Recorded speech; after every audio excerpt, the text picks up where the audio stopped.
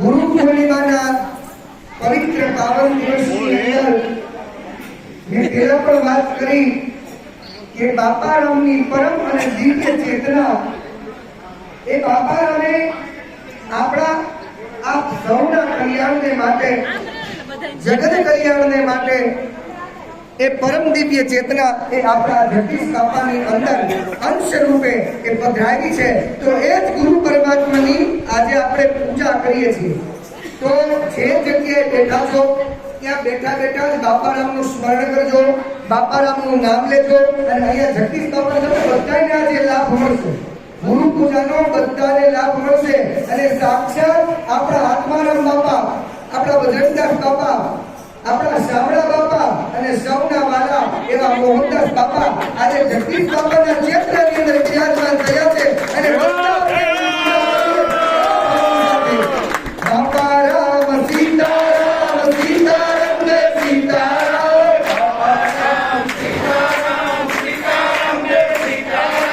અહીંયા આનંદ છે ને એ અંદરથી આવે, નિજાનંદ છે ને એ અંદરથી આવે અને જ્યાં સુધી તમારો અંદર બેઠેલો મોહન રાજી નહીં થાય ને તો આ બહાર બેઠેલો મોહન રાજી નહીં થાય.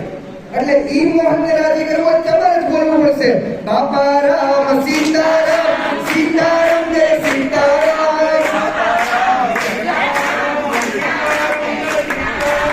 બાપા રામ સીતારામ સીતારામ જય સીતારામ,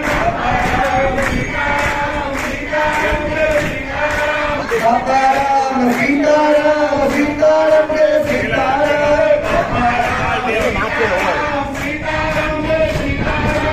બાપા રામ સીતારામ સીતારામ જય સીતારામ,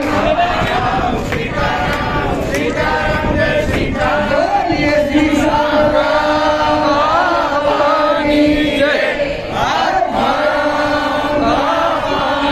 જય, ભજનદાસ બાપાની જય, મોહનદાસ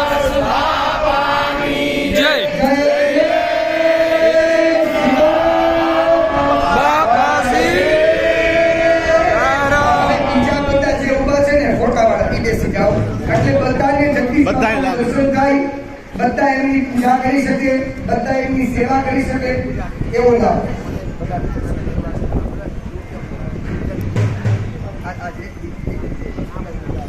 બજાવ બજાવ ઢોલી આવ્યો છે, બજાવ બજાવ એને કે હોલીના નાદની સાથે ઢોલ બજાવ ને આ ઉભા ઉભા એને કે હરિભાઈ, હરિભાઈ હજી 5-7 મિનિટ પહેલા હરિભાઈ